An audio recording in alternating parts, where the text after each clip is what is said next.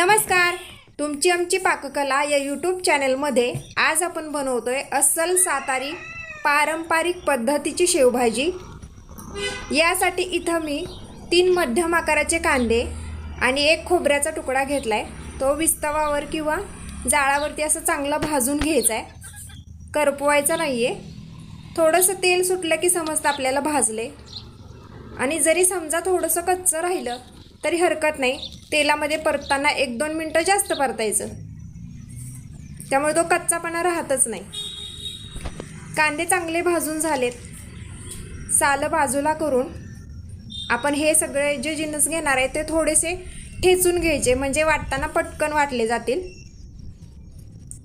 हॉटेलमध्ये जी शेवभाजी भेटते ना, त्या शेवभाजीपेक्षा या शेवभाजीची चव खूप वेगळी आणि अप्रतिम आहे. एकदा तरी अशी शेवभाजी करून नक्की बघा, खूप आवडेल.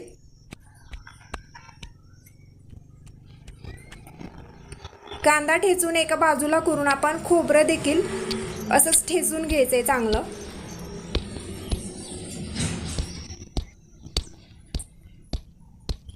पाट्यावरचं वाटण असल्यामुळे या शेवभाजीला ती गावरान पारंपरिक चव येते. यात कुठल्याही प्रकारचा गरम मसाला आपण वापरलेला नाहीये. आता यामध्ये 15 ते 16 लसणाच्या पाकळ्या आणि 1 आल्याचा तुकडा घ्यायचा आहे. तो पण आपल्याला ठेचूनच घ्यायचा आहे. इथं लसूण साधा वापरा, म्हणजे तो झणझणीतपणा भाजीला येईल. कोथिंबीर सुद्धा आपल्याला अशीच ठेचून घ्यायची, कापायची वगैरे नाहीये, अशीच ठेचून घ्यायची. आणि सगळं एकत्र करून हे आता वाटून घेऊया. वाटताना हे खूप बारीक असं नाही वाटायचं, थोडंसं ओबडधोबडच ठेवायचं. थोडासा वेळ लागतो ही शेवभाजी बनवताना, पण बनवल्यानंतर खूप छान होते ही शेवभाजी.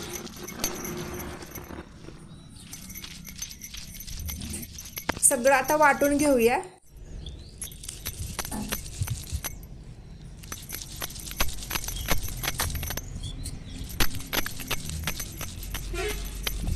मसाला वाटून झालाय, शेवभाजी बनवायला घेऊ.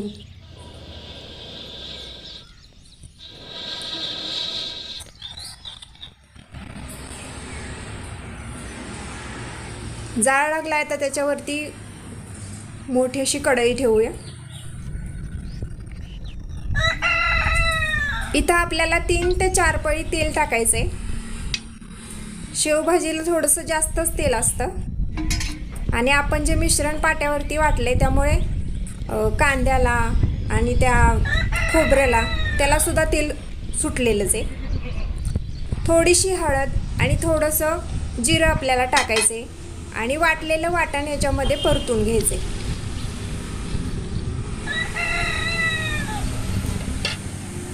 वाटण वाटतानाच याचा खूप छान वास येतो.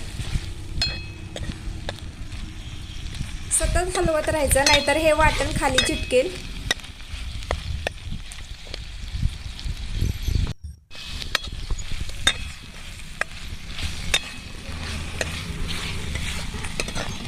चांगलं 1-2 मिनिट परतून घ्यायचं. त्याला असं तेल सुटलं की आता त्याच्यामध्ये घरगुती लाल तिखट 1 चमचा टाकते. जर हे तुमच्याकडे नसेल तर तुम्ही लाल मिरची पावडर किंवा कांदा लसूण मसाला वापरला तरी चालेल. चवीप्रमाणे खडं मीठ टाकले. आता हे देखील आपल्याला चांगलं परतून घ्यायचे. अर्धा मिनिट तरी परतायचं. आता याच्यामध्ये थोडंसं पाणी टाकायचं. सगळं एकदम पाणी टाकायचं नाही, थोडंसं पाणी टाकून परतून घ्यायचं. हे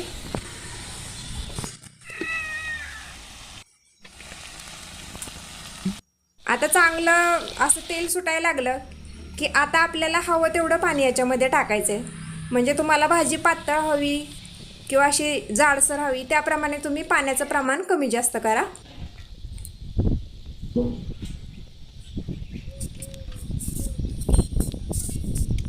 छान उकळी आली, आपली शेवभाजीची भाजी तयार झाली. आता ही काढून घेऊन एका बाजूला ठेवूया. चुलीवरचं असल्यामुळं पटकन असं गार होत नाही, गरम गरमच राहतं. गरमागरम ज्वारीची भाकरी करायला घेऊया.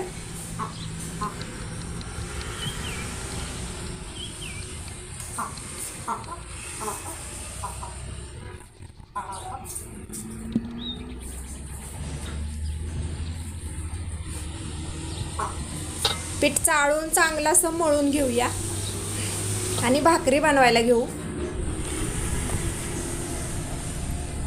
शेवभाजी सोबत ज्वारीची भाकरी किंवा बाजरीची भाकरी खूप छान लागते.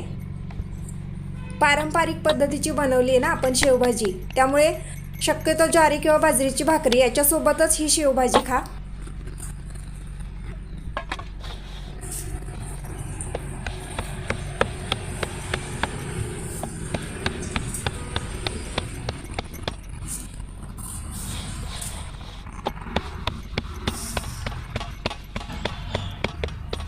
घरी बनवलेली असल्यामुळे आणि पाट्यावर आणि चुलीवर बनवलेली असल्यामुळे ती गावरान चव हॉटेलमध्ये शोधून सुद्धा सापडणार नाही. तो स्मोकी फ्लेवर जो येतो शेवभाजीला खूप मस्त. भाकरी बनवून झाली, आता ती छान अशी शेकून सुद्धा घेऊया.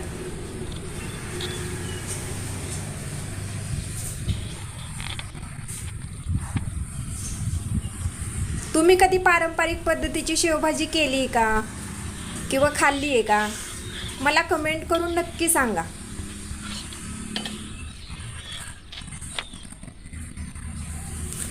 खरपूस अशी ज्वारीची भाकरी भाजून घेऊया आपण.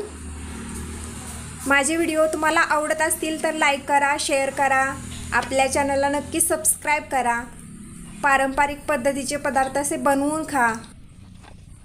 गरम गरम भाकरी बनवून झाली. चला आता ताटामध्ये शेवभाजी काढून घेऊया. मी शेव भाजीमध्ये टाकली नाहीये. शेवभाजी बनवताना जर शेव अशीच टाकली तर ती मग नंतर ती मऊसूद होते ना. भाजी काढून झाली, आता तिखट शेवभाजीची शेव त्याच्यामध्ये टाकायची, थोडीशी कोथिंबीर टाकायची. झाला पारंपरिक अस्सल सातारी चवीचा शेवभाजीचा बेत. तुम्ही पण नक्की बनवा पारंपरिक शेवभाजी.